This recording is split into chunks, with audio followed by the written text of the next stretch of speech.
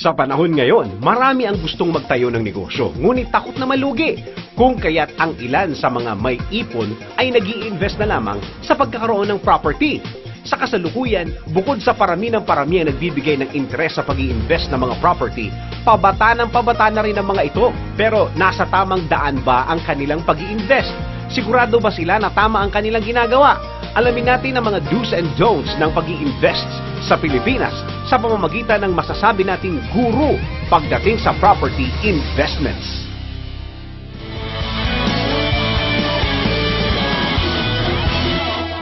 Okay, may mga kasama po tayo, CEO owner ng RLBC Singapore and RBG Philippines Incorporated, Mr. Raymond Lim.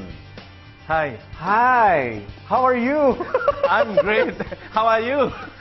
Okay, mga kababayan, tayo po'y mapapalaban ng Englishan dito dahil he can't understand Tagalog. Even one word or two words. But you mentioned a while ago, you understand kuya and ate. Yes. And you know what does it mean? Yes. What is ate? Ate is sister. Ate is a big sister. Big sister. Yeah. Okay. Kuya and Brother. Kuya big brother. Okay, let's talk about first your company in Singapore. What is RLBC in Singapore? What does it do?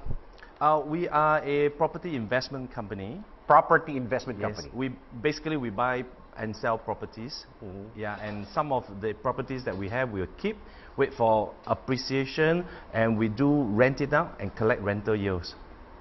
And you offer it to your clients? Yes, our investors who invest with us, we don't just do it in Philippines. We have done it in Singapore. We have done it in Australia, in different parts of the world. Mm-hmm. Yeah, but now mainly our focus is in Philippines. When you say properties, we're talking about what? Condominiums, houses, buildings? Mainly condominiums. Mainly condominiums. Yes. Why? Because of the middle class that is growing in Philippines. Mm-hmm. When we talk about investment, mainly we are referring to the demand and supply. And in the last 5 years, you see the middle class in Philippines growing, and the demand grows tremendously. And it also shows on the pricing. In the last 4 or 5 years, the prices have risen tremendously. That's true. Yeah. And many Filipinos who work overseas, we call them OFWs, they're sending money back here in the Philippines, and guess how many percent go into property investment? 0? Yeah, so out of the billions of dollars, 30% go into property investment. Yeah, and these are the so-called the OFWs who are based overseas. They learn from their host country. They see their host country, the nationals, the people making money through investment in properties. So they also have this desire when they come back to Philippines one day, they want to be landlord. You see, landlord is one of the easiest way where you make money while you're sleeping. People pays money, and every month you just collect rental. You don't have to work. So the Philippines property climate is actually very supportive of the investors, because you don't have to pay a huge down payment to own a property, especially in the pre-selling period. Okay, let's compare the middle class in Singapore and middle class in the Philippines. How would you compare them? Well, you see, the Singaporeans are very lucky because our founders started the program for public housing called the HDB. Okay. So 90% of Singaporeans own a HDB. Ah, really? Yes. And it was very heavily subsidized. But we're talking about middle class, sir, huh? Middle class. Right. Yes. Right. And they are very heavily subsidized. And over the years, these prices rise. Subsidized by the government? By the government. Okay. And the prices just rise as the middle class rises, because it was like bought and resold and rebought and resold many times. You'll be surprised to hear that some HDB, the public housing, they cross $1 million Singapore dollars. That is 35 million peso. Really? Can you imagine your public housing here becoming 35 million? Yeah, that was what I'm thinking about. No. Okay, and you're planning to talk to the middle class in the Philippines. Yes. And there's a big difference between the middle class in your country and middle class here. Yes. So how would you talk to them? What are the factors are you going to use or instruments that you're going to use to talk to the middle class? Yeah, you see, when we say middle class, they are the big chunks of the population where they're becoming more comfortable, they are richer, they have a regular job, they have a career, and we call this the PMETs, professionals, managers, etc. And in any country, you see, when the economy grows, it is because the base of the middle class grows. Because these are the people that will spend money, and the velocity of money will just circulate in the economy, and it grows. And all the developing countries, one of the fastest anchor of growth will always be property. The property, no matter how it up, down, over time it grows in the developing countries. So if you look at the Philippines property prices, it is one of the lowest in Southeast Asia still. Oh, really? Wow. Compared to Singapore? Oh, compared to maybe Vietnam, Myanmar, Thailand. Yeah. So it's still one of the lowest. If you compare with Singapore, it's very low. To buy a freehold condominium is almost the same price as a car. So are you saying that it's really easier to have a property here in the Philippines of the Filipinos compared to the Singaporeans in Singapore? Yes, definitely. The prices in relative terms, okay, the prices. That's my first time to hear that. Yeah. so that is why I'm sure many Filipinos who are hearing this talk, they will want to own properties. Yeah, but then there are so many different classes of properties. The mindset of Filipinos are still owning house and lots rather than condominiums. That's true. That's true. So if you just look at it, investing in a central business district like Makati, BGC, versus a house and lot in the province, you will see they still grow in the provinces. They still grow, but the growth rate is much slower than in the central business district, because a big part of your economy is in the central business district. So people will need to stay in the CBD. Business people travel and they stay. So the demand would drive the prices up. And in the CBDs, the land are scarce. You just look at BGC 4 years ago, and now the prices are very different. Yeah, that's true. Yeah. It's much bigger. It goes higher and higher every year, right? Right. So why would you, for the same amount of money, why would you want to put it in the house and lot when you know it will grow faster? Maybe it's because of the earthquake. Everywhere you look at Taiwan, there are earthquakes too. Yeah. Yes. So ultimately, it's still investment. The golden rule is where you put it grows faster. Yes, that's right. So you want your money to work hard for you rather than you work hard for the money. Yeah. So that's a big challenge for your company, sir, right? So if Filipinos thinking that way, that they tend to put their money in buying an investment in the countryside, in the province side, compared to the city. So how are you planning to talk to the Filipinos thinking that way? Yeah. Well, it's all an issue of mindset. Mindset, yes. Yeah. So the Filipinos who are exposed to properties overseas, who are exposed to other countries, they will be the one who will gain because they will want to invest in the city. Now, even my domestic helper in Philippines, she makes about 20,000 peso working for me as a domestic helper. Really? Yeah. And can I apply? Okay, go ahead. By then, her mindset is to start investing. Because why? They spend away time from their family and their loved ones, and they know one day they are going to come back. Yes, that's true. And when they come back, they cannot have the same income as when they are overseas. Now, a professional Filipino will definitely earn a lot more, maybe about 100,000 peso or more even, if they are professional, if they are nurses, if they are IT specialists, etc. So a lot of them are investing here, knowing that one day they will come back to Philippines. So it is crucial for them, for this group of Filipinos all over the world, not just here, to understand now the golden era of Philippines is here. Golden era meaning they know the chance. Yeah, you know, in the next 5-10 years, if you can project, you can look into the crystal ball, you know, 5 years from now, things are going to be very different in terms of property prices, in terms of the job availability. Yeah, versus, you see, Filipinos have suffered for many years. Yeah, now is the time. Anything that goes up must come down. Anything that comes down must go up. And so now is the time. It started a few years where Philippine economy is starting to churn and it start growing.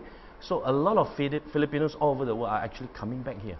Oh, so as I'm listening to you, you're targeting the middle class, the Filipinos, as well as the OFWs. Yes. So how are you talking to the OFWs? Well, do you use Facebook? You use people? You send them there and try to explain these things? How, sir? Yeah. Now, today's technology is just one phone, one Viber away. Yeah.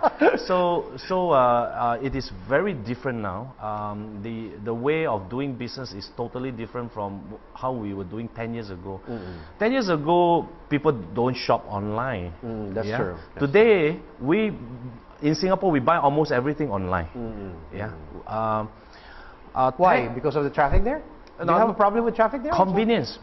More like convenience, and also I think it's cheaper because the rental cost in Singapore is too high. So a lot of business owners go into online online business. So the reaching out to Filipinos all over the world is through internet now. So it's either you use Google Ads, you use Facebook, you use YouTube, that's true. Twitter, So there are different channels to reach the different target segment of the Filipinos. How do you talk to Filipinos? I'm just wondering. Do you gather them? Do you meet them? How? Well, basically we call it funneling. Okay. Okay. So it's either you do Facebook advertisement or YouTube advertisement. It's an invitation, right? Invitation. Yes. And then they come in, they subscribe to your email, they subscribe to your webinars, they go into your web page. Yeah. And from there, then you start introducing and educate them. Yeah. So most trying to change their, mindset. Yeah, mindset. Investment is a mindset. And sometimes, what are the questions do you answer from basically from the middle class? Yeah, most people will tell you, I would love to invest, but I have no money. Yes. And no time. And that is a mindset issue. So what's your answer to that? I always tell people, I have no money, I have no time. First, I have no money. What's your answer to that, sir? My answer to that is value. Value. If you can find value, you can find money. Okay. So if you tell me you can find a property that is selling below value, you definitely can find money. So, and there are many, you just look around in Philippines, there are many properties that people are selling below valuation. Filipinos don't understand the concept of value still when it comes to properties. So if you can find a property that's maybe worth, say, 5 million and somebody is selling for 3 million, you tell me you cannot find money to buy it over at 3 million? You sure can, and you make 2 million, right? Now, this 2 million can be maybe through you co-invest with friends, or you can maybe own it and then you rent it out and wait for the right time to cash out. But Filipinos don't look at long term; they are always looking at short term now, which is against investment. There are short term investment, there are mid term investment, there are long term investment. So property is more a mid to long term investment. Yeah. Second question, no time. Yeah. No time. All of us have the same amount of time. That's true. We have all 24 hours a day. So if they say they no time, and you ask them, do you spend half an hour to an hour a day Facebooking? They'll tell you yes. Yes. They'll get the answers. Yes. And then? So the time is invest the time in learning first. So that is why the mindset is very important. Invest in being investment minded. And investment mindset is something that no one can teach you. You just have to have the desire. If the desire is there, they will find a time to learn. They'll find a time to slowly grow their wealth. And everyone who says that they don't have money is not true. When it's important, you will find the money. It's always about whether it's important for you. So investment is also part and parcel of our innate ability to really expand. So everyone, if you just look at every investor, they start from the first step, which is the first investment. And the first investment is always the most difficult. Yes, that's true. And that is why we say the first investment, they have to make money. Because when a person invests in the first investment, they lose money, their mindset go bonkers. They won't invest anymore, and worse still, they could get into debts. Yeah, and they bring their families and their loved ones into trouble as well. So the very first investment is always important to make sure that it makes money. And that is why we do education. We train people in our seminars and in our workshops, how to invest, how to look at investment, what kind of investment, how to start small while you dream big, how to start one step at a time. That's what we help. And do you teach all these things in the seminar? Yeah, we do. Really? Because like how many hours is your seminar, sir? We have introductory seminars that is 3 hours. That's only an introduction, 3 hours? Yes. Really? Yes. Our intensive investment is 3 days. Like how do you target these Filipinos? How do you gather them? Do you profile them? Do you check their profile? Do you check their background? How do you invite people, sir? Basically, when they come into our funnel and they show interest, we'll call them for our introductory seminars. Okay. Yeah? And at the introductory seminars, we will give them some simple concepts. And they're willing to learn. They're willing to learn. Yes. They must first be willing to learn. And once they are interested, then we take them to the advanced, and that's where they have to pay. Advanced training. Advanced training. Yeah, and that's where they have to pay. They have to pay for the seminar na? They have to pay for the knowledge on the seminar itself? Yes, yes. The introductory is free, just to make sure that everyone has the opportunity to learn something. Yeah? Because why? Property investment gives very good leverage. Yes, sir. You can start with, some of the developers start with 25,000 peso, yeah, or even lower. You have a rent to own even. So it's very small little investment for you to kickstart the investment journey. Okay. Yeah. Now we do that for those who are keen in investment. We also help business owners to structure their businesses so that they can have one portion of their business as in terms of property. Because some businesses are retail. Instead of paying rental to landlords, why not you pay rental to yourself? That's true. So we help them structure their business so that they can, at one point of their time, where their properties actually rise in value more than their business. So you're not actually selling, you're also teaching them. Yes, yes. In a way. In a way.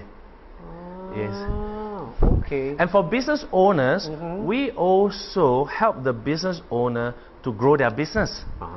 Not just in property related, but to do a financial roadmap so that they grow. Yeah. Wow. Okay. So you have the knowledge, and you're trying to the advocacy side of it, and teaching the Filipinos about this. Yes, because my background is a business consultant. Really? Okay. I have another business here in the Philippines, which we help businesses go IPO. That means we take them through the IPO stages and journey, make sure that they conform to the Philippine stock exchange rules and regulations, how to... you teach that also? Yes, we have a company that specializes in that. So we help businesses grow, because wealth creation is different from maintaining wealth. Yeah, wealth. The brick and mortar business is one thing, but the capital mechanism, that is another thing. So most business owners, they are very good in doing their business. We call them the technicians. They're either very good in internet, or they are very good in cooking if they are chef. Yeah. But how to grow the business that takes another set of skills. Yeah, the business skills, the finance skills, the marketing skills, again, is different. Sir Raymond, personal question. How did you learn these things? How did you acquire these things? Do you own lots of properties? Are you rich? Are you rich in Singapore, Sir Raymond? Rich is, yes, I would say by normal people, I'm much better than them. But rich is very relative. Yeah, that's relative. Yes. So if you look at the property that I stay, we own it for the last 20 over years, and it's like almost 100 million here. Yeah. And in Philippines here, we own various properties as well. Okay. And if you look at the businesses that we have, each of them has its uniqueness, catering to different groups, target groups. So we help. You see, we become rich by helping people becoming rich. Yes, that's true. Yeah. That's true. That is why, whether it's investors on property or business owners, our first objective is always how to help them create value. Yes. So that they become richer. And if I can help a business owner, let's say you go into the capital market and make 500 million, you think how much they will give us? Yes. They'll pay us. Yeah. Okay, so I survived. Okay, how can the viewers reach you? How can they reach you? Well, if they can go into my Facebook, Raymond Lim SG. Okay, Raymond Facebook, Lim Raymond Lim SG. SG. Or they can go into our website, www.pbec.com.ph. pbec.com.ph. Yeah, that program we are catering to our business owners. Or they can call us at 625-2713. And if they go to your Facebook account, they'll be seeing a lot of things there, right? Yes. You like the videos of yours, a little teaser of the seminar you're offering to the Filipinos. Yes, right? yes. And they will probably see a picture of you and me later. That's great. That's okay. That's yes. the most beautiful part of that. Okay. Parting shot, sir. What can you share with the Filipino viewers? Parting shot would be the Philippines has entered the golden era, and I strongly encourage all Filipinos, whether you are young or middle-aged or old, to start looking at investment, because this is what happened in Singapore, this is what happened in China, this is what happened in all the countries. Philippines has just entered this growth phase. Be part of it or you'll be too late. Okay. And in behalf of our company, thank you very much for helping the Filipinos. Thank you for having me. Thank you. Thank you. It's an honor. Thank you very much, Mr. Raymond Lim. Thank you, sir.